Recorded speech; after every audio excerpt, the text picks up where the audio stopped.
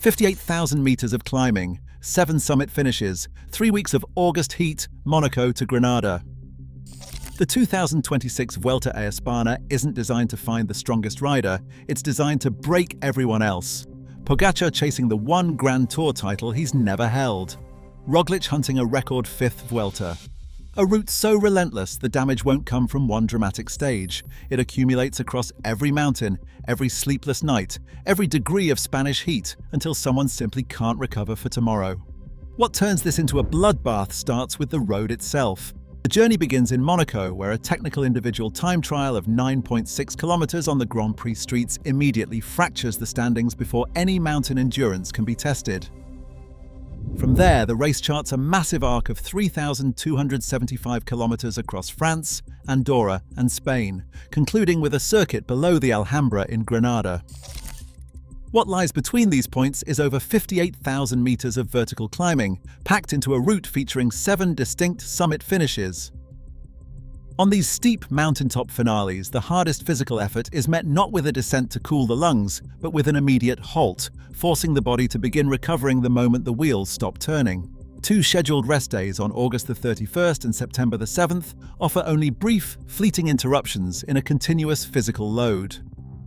This design operates as a 3-week elimination contest. Each day's specific route demands do not exist in isolation. They permanently alter the body's starting condition for the next morning.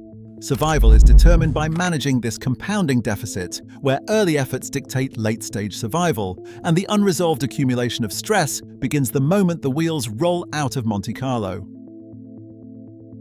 The technical tarmac of Monaco quickly gives way to the French transition, thrusting the peloton straight into the Pyrenees. By stage 3, the race reaches its first high-altitude summit finish at Font-Romeu, forcing the riders to battle thin air before the general classification has even settled. The next morning brings the Andorran Loop, a compact maze of brutal gradients culminating at the 2,409-meter summit of Port d'Envalira. Here, high-altitude preparation becomes an immediate environmental demand, distinct from mere road length, long before the race crosses back into Spain. There is no window to ease into this tour. The road plunges south to meet the steep ramp of Val de Linares on stage 7, followed closely by the grueling 22-kilometer grind of Alto de Aitana on stage 9. These early mountain exposures serve as a continuous physical taxing, offering zero respite. Even the mid-race 32.5-kilometer individual time trial in Andalusia operates as a silent accumulator of fatigue, piling heavy physical stress onto already damaged muscles. With almost no turnaround between these massive efforts, the interval to recover shrinks with every pedal stroke. The recovery clock is already ticking toward its first serious deadline, raising the critical question: can the riders preserve their physical integrity before the brutal final week? Continuous climbing over multiple weeks extracts attacks that cannot be settled overnight. When a rider repeatedly ascends steep gradients, the sheer volume of energy expended creates a mounting biological debt. The first casualty of this debt is muscle glycogen, the essential fuel required for high-intensity efforts. As these stored carbohydrate reserves dry up, the legs lose the ability to produce maximum torque. A rider cannot snap into a sudden acceleration or match a rival's attack. The explosive power simply vanishes, leaving only a dull, grinding pace. At the same time, the mechanical strain of fighting steep slopes causes microscopic structural damage within the muscle fibers. This tearing triggers an inflammatory response, leading to soreness and muscle swelling that persist long after the race day ends. Because these fibers do not fully heal during sleep, the physical damage accumulates, carrying forward into the next morning. This muscular decay is accompanied by a quiet, cognitive exhaustion. The unending pressure to maintain position in a moving peloton and navigate technical descents at high speeds tires the brain. Mental fatigue delays reaction times and dulls tactical decisions by fractions of a second, making riders slow to recognize danger. On a seemingly ordinary transition day, this hidden deficit suddenly exposes itself. There is no spectacular crash or dramatic collapse. A strong contender simply slides off the back of the group on a minor, unremarkable rise. When the biological debt eventually matures, no amount of mental willpower can override empty muscles and damaged tissue. Grand Tour survival relies on the physiological capacity to repeat an elite effort 24 hours later. In the searing Spanish heat, this overnight reset becomes nearly impossible. Temperatures exceeding 35 degrees Celsius split the body's resources. The cardiovascular system must constantly pump blood to the skin for cooling, leaving far less oxygenated blood to fuel contracting leg muscles. Sweating causes a rapid drop in blood volume. Just a 2% loss in body water triggers cardiovascular drift, forcing the heart to beat faster, simply to maintain the same power output, while core temperatures climb toward 40 degrees. When the road rises above 1,800 meters, thin air drops aerobic capacity by roughly 5% for every 1,000 meters of elevation, compounding the metabolic strain. Microscopic tears in the muscle fibers trigger acute inflammation, raising creatine kinase levels. These damaged tissues require complete rest to rebuild, yet the race calendar grants no such relief. At night, late finishes and unfamiliar hotel rooms disrupt the deep sleep cycles required for growth hormone release and cellular repair. Under these conditions, shoveling 90 grams of carbohydrates per hour into a compromised digestive tract is not a cure. Fueling is purely preservation, a desperate attempt to slow down metabolic starvation. By the morning, the restoration process remains incomplete, forcing riders to start the next mountain with a body that has carried its physiological debt forward. As the riders crest a searing summit, survival depends on the labor waiting at the top, caregivers delivering cold bottles, targeted nutrition, and immediate physical therapy. This support is where the massive wealth of modern cycling meets the road. In the World Tour, budgets are treated as estimates rather than guarantees of victory, but they dictate the scale of this physical rescue. UAE team Emirates XRG operates with a reported budget estimated at €45 million. Their rivals, Red Bull Bora Hansgrohe, have scaled up to an estimated €38 to €40 million, while Visma Lease Bike works with an estimated €30 million. While millions go towards superstar salaries, the real structural advantage lies in the surrounding infrastructure. Budgets fund dedicated nutrition trucks, mobile kitchen units, and custom altitude preparation camps. Partnerships with global airlines, energy brands, and bicycle manufacturers are the financial engines driving these performance departments. A larger budget provides essential redundancy. If a key domestique crashes out, wealthy teams have the depth to absorb the loss. For smaller, budget-constrained squads, a single helper's abandon can leave a talented leader completely isolated in the high mountains. The reported UCI prize purse of €500,000 is negligible compared to the millions spent. The true return is broadcast exposure and the commercial prestige of a red jersey in Granada. Ultimately, the question is whether this massive financial power can buy enough recovery to protect a leader's legs when the road tilts upward. To survive these demands, teams deploy an interconnected performance system designed to protect the razor-thin margins of human energy. Every piece of equipment functions as a shield against physical decay. Carbon frames weighing under 6 kilograms are built to minimize the gravity tax on steep gradients. 12-speed electronic group sets allow riders to maintain an optimal cadence, preventing premature muscle exhaustion as slopes spike. On the flat valleys, aerodynamic wheels and tubeless tires save critical watts over thousands of kilometers, preserving a rider's reserves for when the road rises. Pacing is no longer left to feeling. Handlebar-mounted computers receive real-time data from power meters, acting as strict speed limits that prevent riders from burning energy too early. Before the race even begins, advanced heat acclimation protocols and detailed weather forecasting map out exactly where wind, temperature, and feeding zones intersect. During the stage, the fight against hypothermia relies on cooling vests, chilled fluids, and precise carbohydrate delivery to keep the metabolic engine running. Even the body itself is tracked like a machine. Continuous core temperature sensors, muscle oxygen monitors, and heart rate variability wearables generate streams of data. Yet these metrics only estimate readiness, they do not guarantee it. They are warning signals, not cures. When the systems have finished measuring fatigue, calculating wind resistance, and optimizing nutrition, the technology retracts. On the steep slopes of the Collado del Alguacil, the data fades, leaving only a human being who must turn the pedals. UAE Team Emirates has issued its official roster, placing Tadej Pogačar as a confirmed starter for the first time since his 1919 breakthrough on these roads.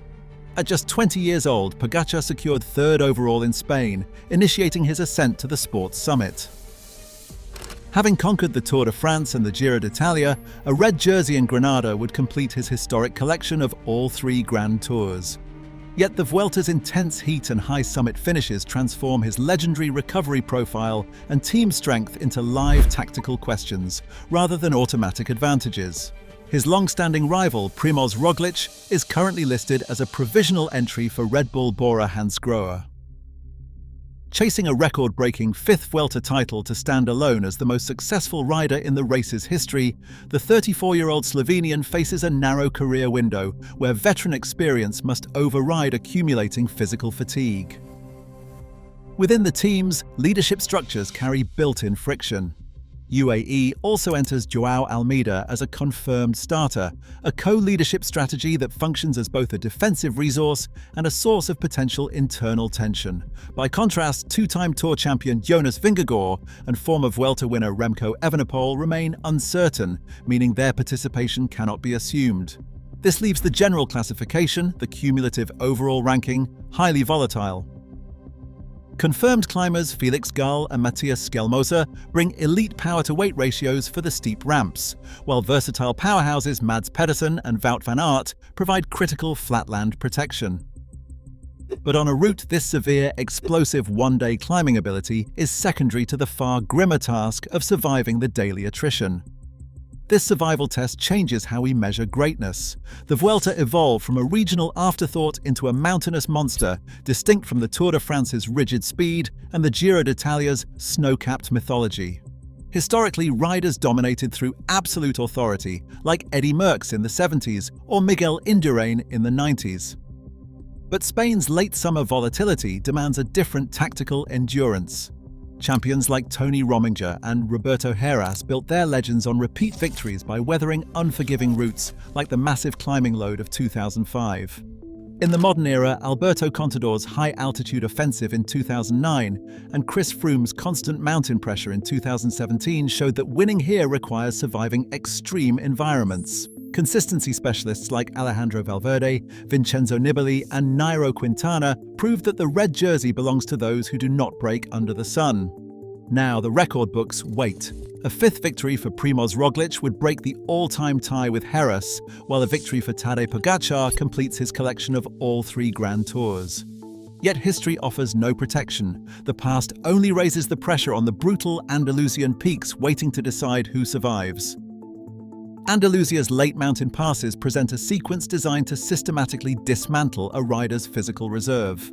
First comes Calar Alto, rising to approximately 2,100 meters, at a reported 35 kilometers with a 5.1% average gradient. This is not a climb of sudden, explosive accelerations. It is a test of prolonged pacing, a slow draining of glycogen before the definitive roadbook is even confirmed. The pressure intensifies on Sierra de la Pandera, where variable gradients punish anyone who overspends early on its ramps. By the time the race reaches Peñas Blancas, the protective shield of domestiques will be thoroughly depleted, turning this late summit into a raw elimination point. Here, the thin, high-altitude air and intense Andalusian heat collide with a rapidly shrinking recovery window. The decisive test is Stage 20, a massive day reported at 187 kilometers with over 5,000 meters of elevation gain. This Queen stage underwent a major alteration when landslides made the planned double ascent of Alto de Hacellanas structurally unsafe. Organizers confirmed Puerto del Duque as the official replacement. While its exact dimensions remain provisional until the roadbook is published, this substitution changes the entire tactical equation. Teams can no longer rely on familiar route reputations, they must adapt their pacing plans on the fly. This replacement climb leads toward the final showdown, alongside the steep slopes of Alto El Purchi, the steady grind of Puerto de Blancares, and the brutal final sector of Collado del Alguacil, where the final 8 kilometers reportedly average a grueling 9.5%. This unknown layout strips away the comfort of predictability, leaving only the steep tarmac to decide the race. As the road spikes, the elite domestiques set a savage tempo, then peel away one by one. Steady climbers, explosive punchers, and time trialists react differently to these steep ramps, their muscles burning glycogen at vastly different rates. When the support line dissolves, a general classification leader is left entirely isolated, pacing blindly without wind shelter, immediate team supplies, or clear radio data. At this absolute physical limit, a single error, a missed bottle, a sudden mechanical issue, or an abrupt metabolic collapse instantly destroys a 3-week campaign. Even the final day in Granada refuses to offer a ceremonial parade. The 5-lap city circuit forces exhausted riders over a punishing 1-kilometer cobbled climb, averaging 7.3% on every single lap. Within this pressure cooker, Tadej Pogačar and Primož Roglič must settle their historic ambitions through direct physical action. Pogačar faces the weight of his missing Spanish title, while Roglič pursues a record-breaking 5th victory. But their duel unfolds against a rapidly changing planet. A 0.3 degrees Celsius temperature increase per decade pushes southern Spain toward dangerous environmental extremes, framing athlete safety as the absolute limit of how hard a Grand Tour can become. When the road rises for the final time, the high-performance computers, the multi-million euro budgets, and the support staff vanish. Only a lone rider remains on the mountain, facing the raw, unresolved question of survival. Behind the multi-million euro budgets and elite sports science, the mountain strips away the noise. In the Andalusian heat, there is nowhere left to hide. Just one rider, one mountain, and one pair of legs. Who survives when the systems fail? Tell us in the comments. Subscribe for more.